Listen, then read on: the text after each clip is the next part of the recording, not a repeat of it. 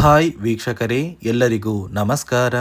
ನೋಡಿ, ಕೊನೆಗೂ ಸರ್ಕಾರದಿಂದ ಗೃಹಲಕ್ಷ್ಮಿ ಯೋಜನೆಯ ಪ್ರತಿಯೊಂದು ಫಲಾನುಭವಿಗಳಿಗೆ 6,000 ಹಣನ ಜಮಾ ಮಾಡ್ತಾ ಇದ್ದು, ಪ್ರತಿಯೊಂದು ಮಹಿಳೆಯರಿಗೆ ಸರ್ಕಾರ ಭರ್ಜರಿ ಗುಡಿಸ್ನ ಕೊಟ್ಟಿದೆ. ನೋಡಿ, ಗೃಹಲಕ್ಷ್ಮಿ ಯೋಜನೆಯ ಒಟ್ಟು 6,000 ಹಣನ ಇಂದು ಗುರುವಾರ ಜೂನ್ 19ರಿಂದ ಸರ್ಕಾರ ಕರ್ನಾಟಕದ 26 ಜಿಲ್ಲೆಗಳಿಗೆ ಜಮಾ ಮಾಡ್ತಾ ಇದೆ. ಅದೇ ರೀತಿ ಈ ಬಾರಿ ಈ 6,000 ಹಣನ ಸುಮಾರು 1,00,000ಕ್ಕಿಂತ ಅಧಿಕ ಫಲಾನುಭವಿಗಳಿಗೆ ಸರ್ಕಾರ ಕ್ಯಾನ್ಸಲ್ ಮಾಡಿದೆ. ಹಾಗಾದರೆ ಬನ್ನಿ ಸ್ನೇಹಿತರೆ, ಯಾವ ಕಾರಣಕ್ಕೆ ಈ ಫಲಾನುಭವಿಗಳಿಗೆ 6,000 ಹಣ ಕ್ಯಾನ್ಸಲ್ ಆಗಿದೆ ಮತ್ತು ಯಾವ ಜಿಲ್ಲೆಗಳಿಗೆ 6,000 ಹಣ ಜಮಾ ಆಗಲಿದೆ ಅಂತ ನಾನು ನಿಮಗೆ ಈ ಒಂದು ವಿಡಿಯೋದಲ್ಲಿ ತಿಳಿಸ್ಕೊಡ್ತಾ ಇದ್ದೀನಿ. ಅದಕ್ಕಿಂತ ಮೊದಲು ನೀವೇನಾದ್ರೂ ಇನ್ನೂ ಕೂಡ ನನ್ನ ಚಾನಲ್ನ ಸಬ್ಸ್ಕ್ರೈಬ್ ಆಗಿಲ್ಲ ಅಂದರೆ ದಯವಿಟ್ಟು ಪ್ರತಿಯೊಬ್ಬರು ಚಾನಲ್ನ ಸಬ್ಸ್ಕ್ರೈಬ್ ಮಾಡ್ಕೊಳ್ಳಿ, ಹಾಗೆ ವಿಡಿಯೋಗೆ ಒಂದು ಲೈಕ್ನ ಕೊಡಿ. ಹೌದು ವೀಕ್ಷಕರೇ, ಗೃಹಲಕ್ಷ್ಮಿ ಯೋಜನೆಯ ಪ್ರತಿಯೊಂದು ಫಲಾನುಭವಿಗಳಿಗೆ ಕೊನೆಗೂ ಸರ್ಕಾರದಿಂದ ಭರ್ಜರಿ ಗುಡ್ಡಿಸ್ನ ಕೊಟ್ಟಿದ್ದಾರೆ. ಕಳೆದ 2 ತಿಂಗಳಿಂದ ಸಾಕಷ್ಟು ಫಲಾನುಭವಿಗಳು ನಮ್ಮ ಬ್ಯಾಂಕ್ ಖಾತೆಗೆ ಗೃಹಲಕ್ಷ್ಮಿ ಯೋಜನೆಯ ಹಣನ ಸರ್ಕಾರ ಜಮಾ ಮಾಡ್ತಾ ಇಲ್ಲ ಅಂತ ಪ್ರತಿನಿತ್ಯವೂ ಕೂಡ ಕಮೆಂಟ್ನ ಮಾಡ್ತಾ ಇದ್ರಿ. ಇದೀಗ ಕೊನೆಗೂ ನಿಮ್ಮ ಬ್ಯಾಂಕ್ ಖಾತೆಗೆ ಸರ್ಕಾರ 6,000 ಹಣನ ಜಮಾ ಮಾಡ್ತಾ ಇದೆ. ಒಟ್ಟು ನಿಮ್ಮ ಬ್ಯಾಂಕ್ ಖಾತೆಗೆ 3 ತಿಂಗಳ ಹಣನ ಸರ್ಕಾರ ಜಮಾ ಮಾಡ್ತಾ ಇದೆ. ಅಂದರೆ ಮಾರ್ಚ್, ಏಪ್ರಿಲ್ ಮತ್ತು ಮೇ ತಿಂಗಳ ಹಣ 19, 20 ಮತ್ತು 21ನೇ ಕಂತಿನ ಹಣ, ಈ 3 ತಿಂಗಳ 6,000 ಹಣನ ಜೂನ್ 19 ಗುರುವಾರದಿಂದ ಕರ್ನಾಟಕದ 26 ಜಿಲ್ಲೆಗಳಿಗೆ ಸರ್ಕಾರ ಜಮಾ ಮಾಡ್ತಾ ಇದೆ. ಅದೇ ರೀತಿ ನೋಡಿ ಸ್ನೇಹಿತರೆ, ಈಗಾಗಲೇ 19 ಮತ್ತು 20ನೇ ಕಂತಿನ ಹಣ ಸುಮಾರು 25 ಲಕ್ಷ ಫಲಾನುಭವಿಗಳ ಬ್ಯಾಂಕ್ ಖಾತೆಗೆ ಜಮಾ ಆಗಿದೆ ಅಂತ ಸರ್ಕಾರ ಮಾಹಿತಿನ ಕೊಟ್ಟಿದೆ. ಒಂದು ವೇಳೆ ನಿಮ್ಮ ಬ್ಯಾಂಕ್ ಖಾತೆಗೆ ಇನ್ನೂ ಕೂಡ ಈ 3 ತಿಂಗಳ 6,000 ಹಣ ಜಮಾ ಆಗಿಲ್ಲ ಅಂದರೆ ಜೂನ್ 19ರಿಂದ ಜಮಾ ಮಾಡ್ತಾ ಇದೆ. ಈ ಗೃಹಲಕ್ಷ್ಮಿ ಯೋಜನೆಯ ಹಣದ ಜೊತೆಗೆ ನಿಮ್ಮ ಬ್ಯಾಂಕ್ ಖಾತೆಗೆ ಅನ್ನಭಾಗ್ಯ ಯೋಜನೆಯ ಪೆಂಡಿಂಗ್ ಇರುವ ಹಣ ಬಾಕಿ ಇದ್ರೂ ಕೂಡ ಸರ್ಕಾರ ಒಟ್ಟು 5 ತಿಂಗಳ ಪೆಂಡಿಂಗ್ ಇರುವ ಅಕ್ಕಿ ಬದಲು ಹಣನ ಜಮಾ ಮಾಡ್ತಾ ಇದ್ದು, ಸುಮಾರು ಅನ್ನಭಾಗ್ಯ ಯೋಜನೆಯ 2,000 ಹಣನ ಫಲಾನುಭವಿಗಳ ಬ್ಯಾಂಕ್ ಖಾತೆಗೆ ಜಮಾ ಮಾಡ್ತಾ ಇದೆ. ಅದೇ ರೀತಿ ಸರ್ಕಾರದಿಂದ ಈ ಬಾರಿ ಈ ಗೃಹಲಕ್ಷ್ಮಿ ಯೋಜನೆಯ ಈ 3 ತಿಂಗಳ 6,000 ಹಣನ ಸುಮಾರು 1,00,000ಕ್ಕಿಂತ ಅಧಿಕ ಫಲಾನುಭವಿಗಳಿಗೆ ಕ್ಯಾನ್ಸಲ್ ಮಾಡಿದೆ. ಕಾರಣ ಏನು ಅಂದರೆ ನೋಡಿ ಸ್ನೇಹಿತರೆ, ಪ್ರತಿ ತಿಂಗಳು ಗೃಹಲಕ್ಷ್ಮಿ ಯೋಜನೆಯ ಹಣನ ಜಮಾ ಮಾಡುವಂತಹ ಸಂದರ್ಭದಲ್ಲಿ ಸರ್ಕಾರ ಪ್ರತಿಯೊಂದು ಫಲಾನುಭವಿಗಳ ಒಂದು ದಾಖಲಾತಿಗಳನ್ನ ಮರುಪರಿಶೀಲನೆ ಮಾಡ್ತಾರೆ. ಅಂದರೆ ಹಣಕಾಸು ಇಲಾಖೆಯಲ್ಲಿ ಪ್ರತಿಯೊಂದು ಫಲಾನುಭವಿಗಳ ಒಂದು ದಾಖಲಾತಿಗಳನ್ನ ಮತ್ತೆ ಚೆಕ್ ಮಾಡಿ ನಂತರ ನಿಮ್ಮ ಬ್ಯಾಂಕ್ ಖಾತೆಗೆ ಹಣ ಜಮಾ ಮಾಡೋದು. ಒಂದು ವೇಳೆ ನಿಮ್ಮ ದಾಖಲಾತಿಗಳನ್ನ ಚೆಕ್ ಮಾಡುವಂತಹ ಸಂದರ್ಭದಲ್ಲಿ ನೀವು ಸರ್ಕಾರ ಜಾರಿಗೆ ತಂದಿರುವ 5 ನಿಯಮಗಳನ್ನ ಪಾಲಿಸಿಲ್ಲ ಅಂದರೆ ನಿಮ್ಮ ಬ್ಯಾಂಕ್ ಖಾತೆಗೆ ಸರ್ಕಾರ ಗೃಹಲಕ್ಷ್ಮಿ ಯೋಜನೆಯ ಹಣನ ಜಮಾ ಮಾಡೋದಿಲ್ಲ. ಇದೇ ಒಂದು ಕಾರಣಕ್ಕೆ ಸುಮಾರು 1,00,000ದ ಅಧಿಕ ಫಲಾನುಭವಿಗಳಿಗೆ ಸರ್ಕಾರ 6,000 ಹಣನ ಕ್ಯಾನ್ಸಲ್ ಮಾಡಿದೆ. ಈ 5 ನಿಯಮಗಳ ಆಧಾರದ ಮೇಲೆ ನಿಮ್ಮ ಬ್ಯಾಂಕ್ ಖಾತೆಗೆ ಹಣ ಜಮಾ ಆಗೋದು.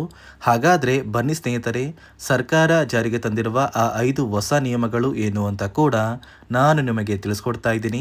ಅದಕ್ಕಿಂತ ಮೊದಲು ಇಂದು ಗುರುವಾರ ಜೂನ್ 19ರಿಂದ ಕರ್ನಾಟಕದ ಯಾವ 26 ಜಿಲ್ಲೆಗಳ ಫಲಾನುಭವಿಗಳಿಗೆ ಸರ್ಕಾರ ಗೃಹಲಕ್ಷ್ಮಿ ಯೋಜನೆಯ 3 ತಿಂಗಳ 6,000 ಹಣನ ಜಮಾ ಮಾಡ್ತಾ ಇದೆ ಅಂದರೆ, ಮೊದಲಿಗೆ ಬಾಗಲಕೋಟೆ, ಬೆಂಗಳೂರು ನಗರ, ಬೆಂಗಳೂರು ಗ್ರಾಮಾಂತರ, ಬೆಳಗಾವಿ, ಬಳ್ಳಾರಿ, ಬೀದರ್, ವಿಜಯನಗರ, ಚಾಮರಾಜನಗರ, ಚಿಕ್ಕಬಳ್ಳಾಪುರ, ಚಿಕ್ಕಮಗಳೂರು, ಚಿತ್ರದುರ್ಗ, ದಕ್ಷಿಣ ಕನ್ನಡ, ದಾವಣಗೆರೆ, ಧಾರವಾಡ, ಗದಗ, ಕಲಬುರಗಿ, ಹಾಸನ, ಹಾವೇರಿ, ಕೊಡಗು, ಕೋಲಾರ, ಕೊಪ್ಪಳ, ಮಂಡ್ಯ, ಮೈಸೂರು, ರಾಯಚೂರು, ರಾಮನಗರ, ಶಿವಮೊಗ್ಗ, ತುಮಕೂರು, ಉಡುಪಿ, ಉತ್ತರ ಕನ್ನಡ, ಯಾದಗಿರಿ ಮತ್ತು ಬಿಜಾಪುರ, ಈ 26 ಜಿಲ್ಲೆಗಳ ಪ್ರತಿಯೊಂದು ಫಲಾನುಭವಿಗಳಿಗೆ ಸರ್ಕಾರ ಗೃಹಲಕ್ಷ್ಮಿ ಯೋಜನೆಯ 3 ತಿಂಗಳ 6,000 ಹಣನ ಜಮಾ ಮಾಡ್ತಾ ಇದ್ದು, ಪ್ರತಿಯೊಂದು ಫಲಾನುಭವಿಗಳು ಜೂನ್ 20 ಅಥವಾ ಜೂನ್ 25ರಷ್ಟರಲ್ಲಿ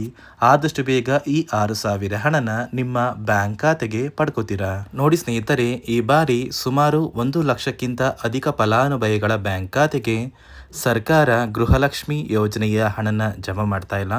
ಕಾರಣ ಏನು ಅಂದರೆ ನಿಮ್ಮ ಬ್ಯಾಂಕ್ ಖಾತೆಗೆ ಡೆಬಿಟ್ ಮೂಲಕ ಹಣ ಜಮಾ ಮಾಡುವಂತಹ ಸಂದರ್ಭದಲ್ಲಿ ಸರ್ಕಾರ ಸಾಕಷ್ಟು ಫಲಾನುಭವಿಗಳ ಒಂದು ಬ್ಯಾಂಕ್ ಖಾತೆಗೆ ಹಣ ಜಮಾ ಮಾಡೋದನ್ನು ಕ್ಯಾನ್ಸಲ್ ಮಾಡಿದೆ. ಯಾಕಂದರೆ ಇತ್ತೀಚೆಗೆ ಹಣಕಾಸು ಇಲಾಖೆ ಜಾರಿಗೆ ತಂದಿರುವ 5 ನಿಯಮಗಳ ಆಧಾರದ ಮೇಲೆ ಪ್ರತಿಯೊಂದು ಫಲಾನುಭವಿಗಳಿಗೆ ಸರ್ಕಾರ ಈ ಒಂದು ಹಣನ ಜಮಾ ಮಾಡ್ತಾ ಇದ್ದು, ಯಾರೆಲ್ಲ ಫಲಾನುಭವಿಗಳು ಈ ನಿಯಮಗಳನ್ನ ಪಾಲಿಸಿಲ್ಲ, ನಿಮ್ಮ ಬ್ಯಾಂಕ್ ಖಾತೆಗೂ ಕೂಡ ಹಣ ಜಮಾ ಆಗೋದಿಲ್ಲ. ಹಾಗಾದರೆ ಬನ್ನಿ ಸ್ನೇಹಿತರೆ, ಸರ್ಕಾರ ಜಾರಿಗೆ ತಂದಿರುವ ಆ 5 ಹೊಸ ನಿಯಮಗಳು ಏನು ಅಂತ ನಾನು ನಿಮಗೆ ತಿಳಿಸ್ಕೊಡ್ತಾ ಇದ್ದೀನಿ. ನೋಡಿ ಸ್ನೇಹಿತರೆ, ಮೊದಲನೆಯ ಒಂದು ನಿಯಮ ಬಂದು, ಸಾಕಷ್ಟು ಫಲಾನುಭವಿಗಳು ಹೊಂದಿರುವಂತಹ ಒಂದು ರೇಷನ್ ಕಾರ್ಡ್ ಏನಿದೆ, ಆ ಒಂದು ರೇಷನ್ ಕಾರ್ಡ್ನ ಮನೆಯ ಸದಸ್ಯರ ಪ್ರತಿಯೊಬ್ಬರ ಒಂದು ಆಧಾರ್ ಕಾರ್ಡ್ನ ನಿಮ್ಮ ರೇಷನ್ ಕಾರ್ಡ್ಗೆ ಕಡ್ಡಾಯವಾಗಿ ಲಿಂಕ್ ಮಾಡಿಸ್ಬೇಕು. ಅಂದರೆ ಈ ಒಂದು ಲಿಂಕ್ ಮಾಡಿಸುವಂತಹ ಒಂದು ಪ್ರೊಸೀಜರ್ಗೆ ಸರ್ಕಾರ KYC ಅಂತ ಕರೀತಾರೆ. ನಿಮ್ಮ ರೇಷನ್ ಕಾರ್ಡ್ಗೆ ಇನ್ನೂ ಸಹ KYC ಆಗಿಲ್ಲ ಅಂದರೆ ನಿಮ್ಮ ಬ್ಯಾಂಕ್ ಖಾತೆಗೆ ಸರ್ಕಾರ ಮುಂದಿನ ದಿನಗಳಲ್ಲಿ ಗೃಹಲಕ್ಷ್ಮಿ ಯೋಜನೆಯ ಹಣನ ಕ್ಯಾನ್ಸಲ್ ಮಾಡುತ್ತೆ.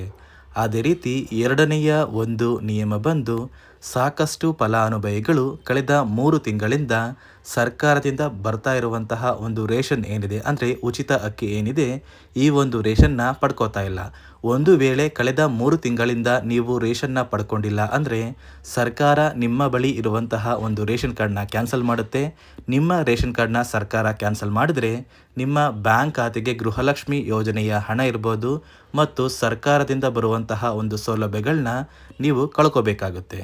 ಅದೇ ರೀತಿ ಮೂರನೆಯ ಒಂದು ನಿಯಮ ಬಂದು, ನೋಡಿ ಸ್ನೇಹಿತರೆ, ನಿಮ್ಮ ಬಳಿ ಇರುವಂತಹ ಒಂದು ಆಧಾರ್ ಕಾರ್ಡ್ ಏನಿದೆ, ಆ ಒಂದು ಆಧಾರ್ ಕಾರ್ಡ್ನ ಕಳೆದ 15 ವರ್ಷಗಳಲ್ಲಿ ನೀವು ಯಾವುದೇ ರೀತಿಯ ಒಂದು ತಿದ್ದುಪಡಿನ ಮಾಡಿಸಿಲ್ಲ ಅಂದರೆ ನಿಮ್ಮ ಬ್ಯಾಂಕ್ ಖಾತೆಗೆ ಸರ್ಕಾರ ಗೃಹಲಕ್ಷ್ಮಿ ಯೋಜನೆಯ ಹಣನ ಕ್ಯಾನ್ಸಲ್ ಮಾಡುತ್ತೆ.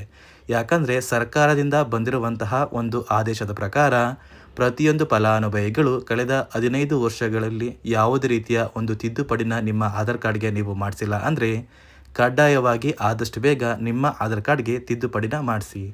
ಅದೇ ರೀತಿ ನಾಲ್ಕನೆಯ ಒಂದು ನಿಯಮ ಬಂದು, ನಿಮ್ಮ ಕುಟುಂಬದ ಒಂದು ವಾರ್ಷಿಕ ಆದಾಯ 7 ಲಕ್ಷಕ್ಕಿಂತ ಕಡಿಮೆ ಇರಬೇಕು. ಒಂದು ವೇಳೆ ನಿಮ್ಮ ಕುಟುಂಬದ ವಾರ್ಷಿಕ ಆದಾಯ 7 ಲಕ್ಷಕ್ಕಿಂತ ಜಾಸ್ತಿ ಇದ್ದರೆ ನಿಮ್ಮ ಬ್ಯಾಂಕ್ ಖಾತೆಗೆ ಸರ್ಕಾರ ಗೃಹಲಕ್ಷ್ಮಿ ಯೋಜನೆಯ ಹಣನ ಕ್ಯಾನ್ಸಲ್ ಮಾಡುತ್ತೆ.